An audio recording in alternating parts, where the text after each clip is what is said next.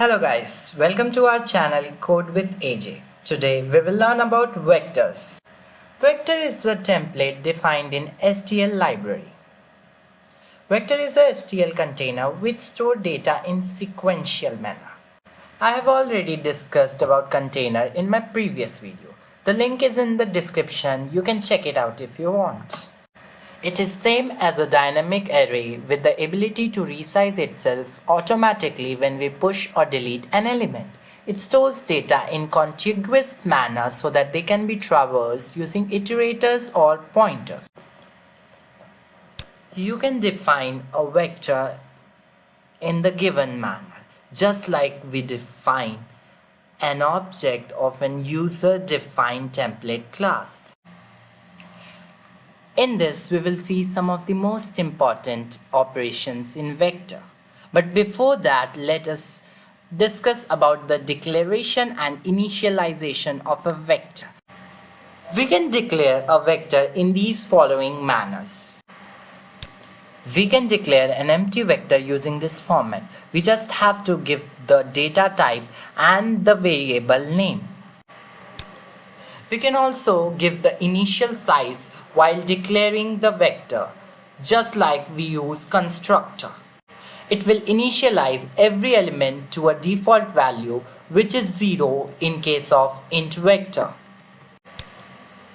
We can also assign a value val to every element in this manner. We know how to access each element of an array. Now a question arises. How can we do the same for a vector? This is very easy. Just like we access the elements of an array using dereferencing operator, we do the same for vector also. This is another method of declaring a vector, same as array. If you are curious about all the methods, I have provided the link in the description below. There is also a member function to access each element. This method of accessing has its own advantages. It throws errors and exceptions. Check it out, the link from description to learn more. As I have told earlier, vector acts like a dynamic array. Here's how we add or delete an element. We use pushback to append an element and pop back to delete. Both action takes place at the end of container. You can see here in these examples, as both of them are member functions, we call them as vector.pushback or popback.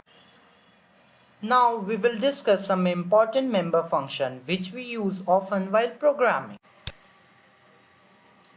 The size member function returns an integer, the size of a vector, in constant time complexity.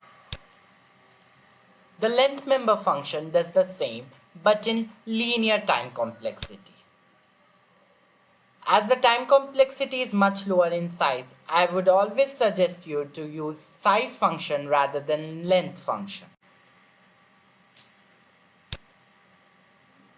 Capacity. It returns the size of storage space currently allocated to the vector in a constant time complexity.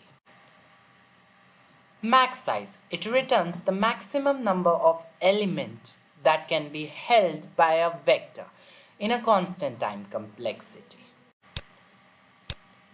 Front. It returns a direct reference to the first element of vector in a constant time complexity.